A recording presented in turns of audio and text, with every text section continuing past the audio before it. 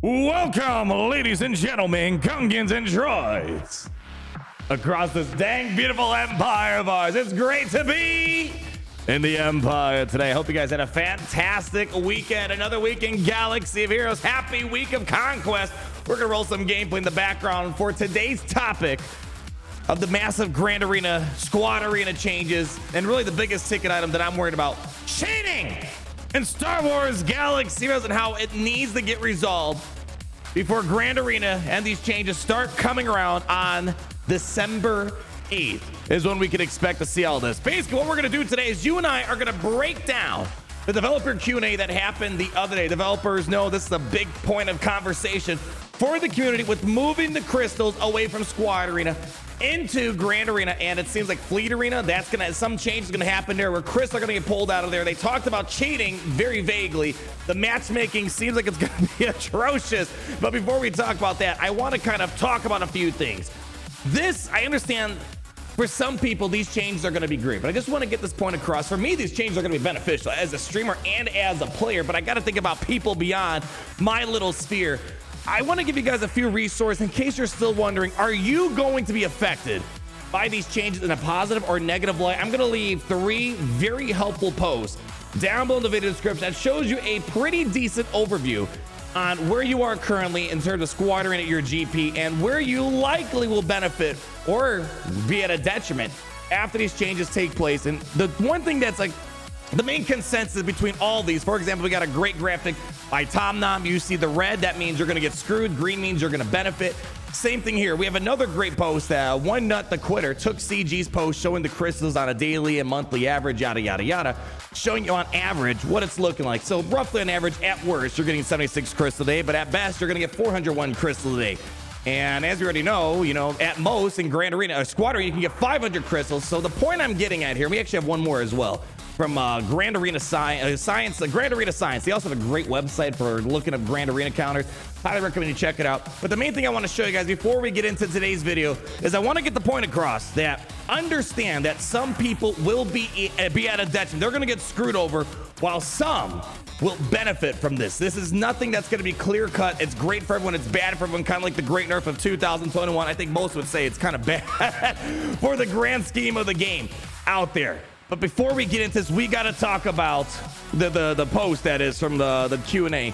We need to talk about cheating in Galaxy of Heroes, because beforehand it was kind of dumb to cheat in Grand Arena because there wasn't anything important about it except bragging rights. And if you really need to cheat for bragging rights, it got some problems. All right, it makes more sense. Not saying it's a good thing to do, to cheat if there's something good to get out of it. So if there were a ton of crystals in Grand Arena before, all right, at least you can understand there's an incentive to cheat. And we do see there are cheaters in Galaxies. No matter how much the developers are going to tell you and bounce around the question, cheating is still a very prevalent thing in Galaxies. I mean, heck, this is just a post that came up the other day. This was coming from Darth Plagueis, shows a level 48 player, and here's their roster, able to climb to #1 in Squad Arena.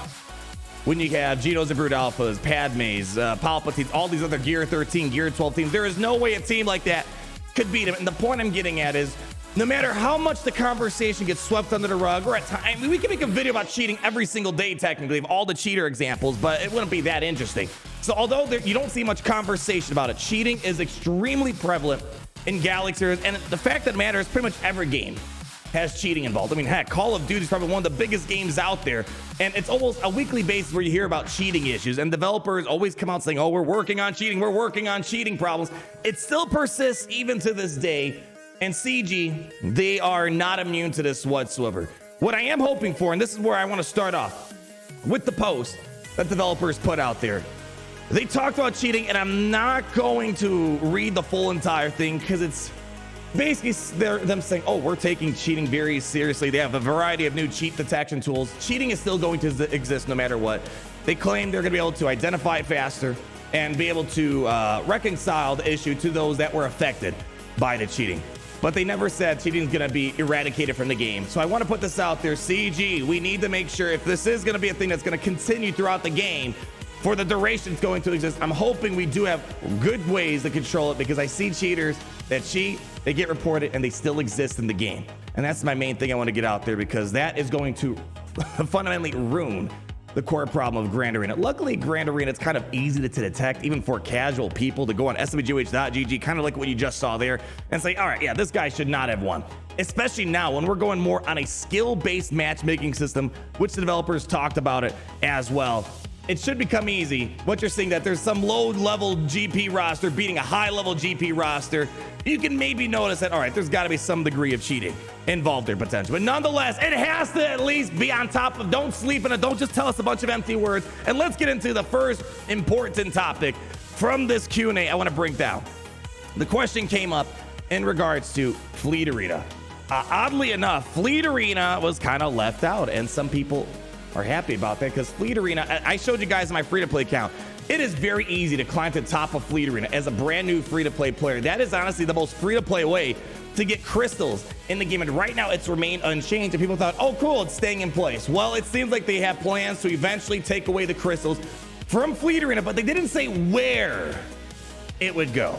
At the moment, though, there are going to be no changes to the Fleet Arena crystals, but in the future, it depends on the outcome and what we learn from this set of Grand Arena changes. Chris is being moved from the Squad Arena to Grand Arena, but long term, we'd consider a similar change for Fleet, but there are clearly a lot of related considerations, including fleet scale, diversity of tactics, what new home Fleet Arena would find, etc.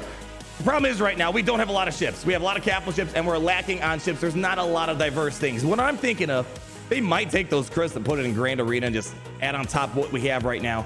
But I have a feeling they might just create a separate game mode, perhaps maybe in the similar light as Grand Arena, and crystals might be moved there. And again, we already kind of gave an initial reaction on the pros and cons of pulling crystals out of the arenas.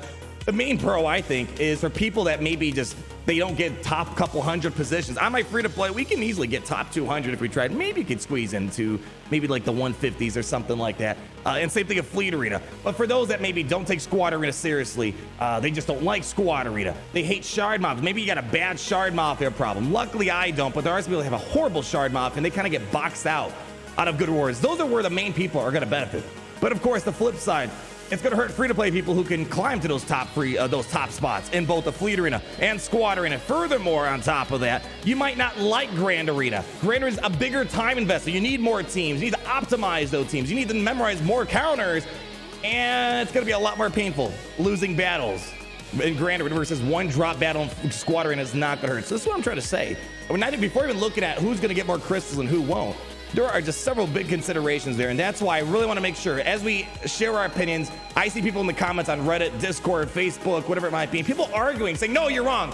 The point I'm getting at is be understanding that this is not something everyone wants, both from a mathematical, financial perspective with crystals, and both as a personal enjoyment of the game. And I'm hoping I'm going to put that out there so we're more understanding of everyone's opinions. That's a long-winded part right there.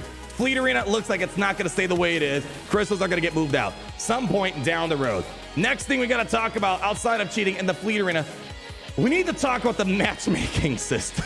Which, by the way, they say they only tested it with, hypothetical mathematical equations, and they didn't actually physically test it with a bunch of people.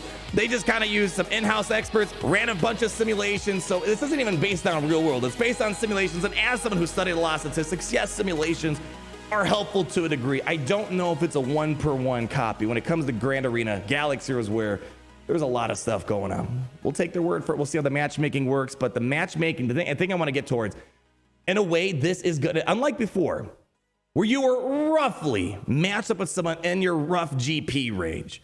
With the, it's not perfect, but sometimes, rough Galactic Legends range.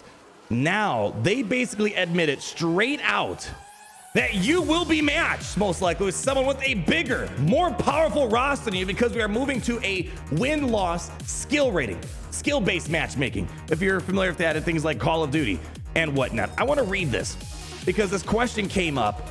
Ask if it's based on win-loss and not your roster. Are you going to be matching with people with bigger rosters? And you will.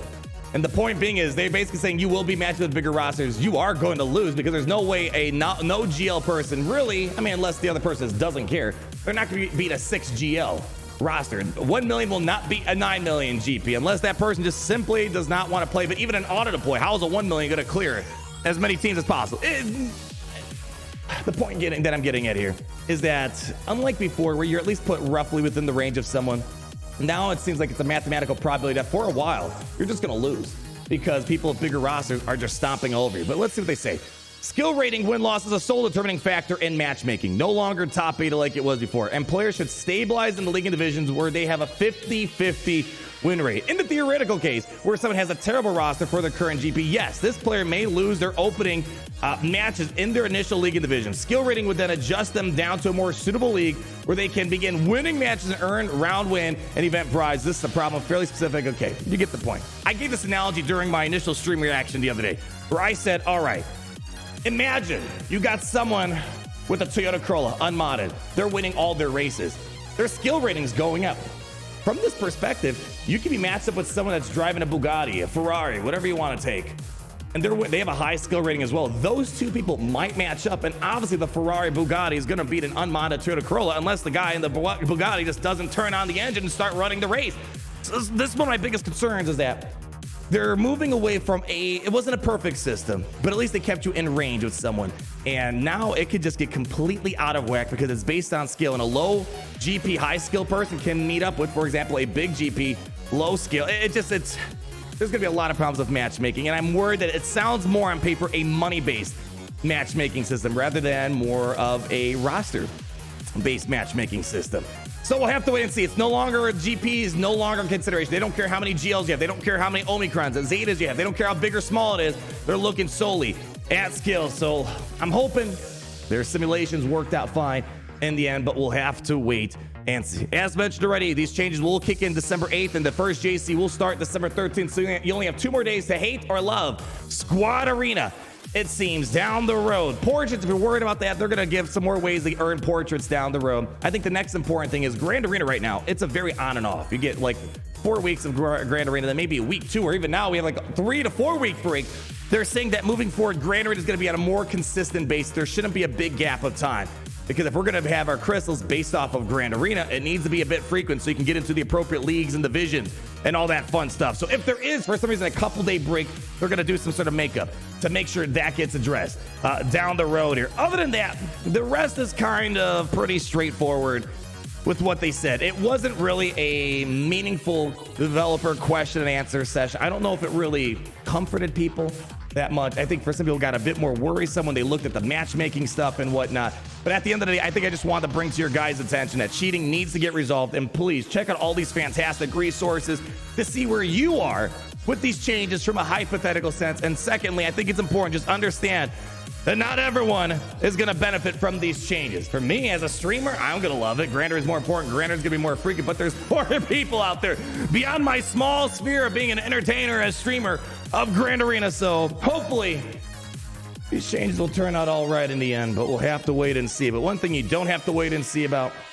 is this Empire. It's already great today, and it'll be great tomorrow and the day after, and it was already great in the past. So like, comment down below, and subscribe so you're not missing a thing. And always remember, until then, it's great to be in the Empire today.